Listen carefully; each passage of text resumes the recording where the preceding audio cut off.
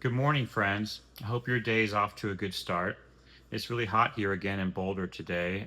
It's probably hot where you are today. August has really set in. But I want to begin with a question.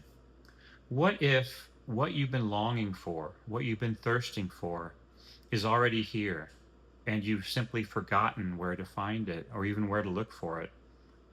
That's the subject of the poem that we read out loud on Monday and then which we journaled from. And today I want to revisit that poem. But first, I want to talk just for a minute about David Whyte. He's an English poet, and he uh, is both from Irish and Yorkshire descent, and he's a Zen Buddhist as well, or has studied Zen Buddhism. And his poetry is sort of a conversation between the outer world, often nature, and the inner world deep inside us. Um, and so for him, when he writes about mountains, yes, they're out there, but they're also inside us. When he writes about a river, it's also a river inside us, or a well. Same, it's sort of where we can drink from. And that's the topic of this poem, The Well, where we see a pilgrim who's been searching and thirsting for water, and he comes upon a well, and he finally drinks from the well. And I want to read the final stanza of it today because we read out loud the whole poem on Monday, but today I want to kind of emphasize this final stanza. And I want you to kind of consider it deeply and maybe try to feel it in your body as I read it. And then we're going to journal from it today. So here goes.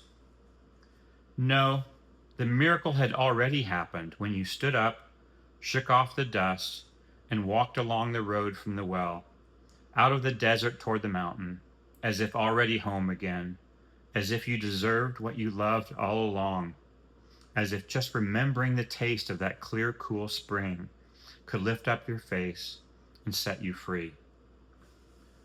So I want you to journal today from, or write today from this final line, as if just remembering the taste of that clear, cool spring could lift up your face and set you free.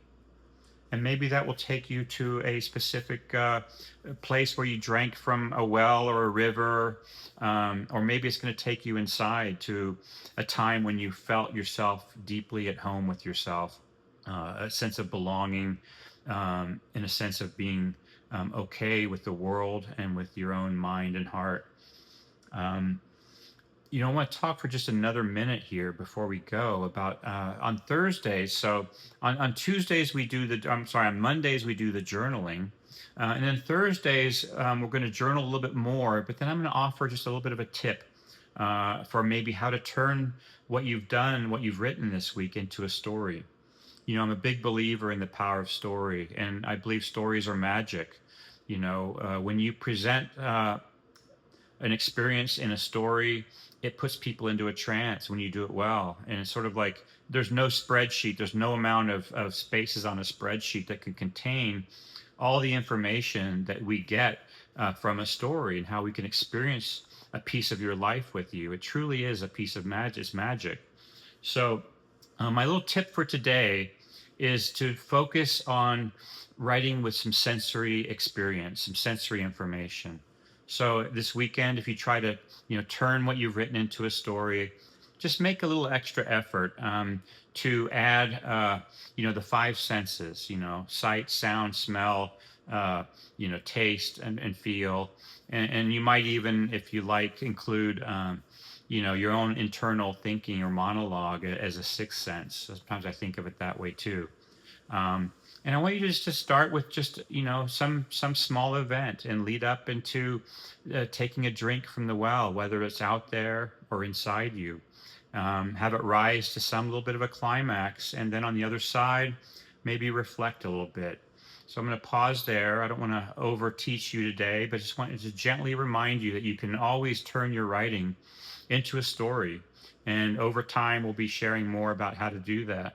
So I hope you'll have happy writing this weekend, and I'll see you next week.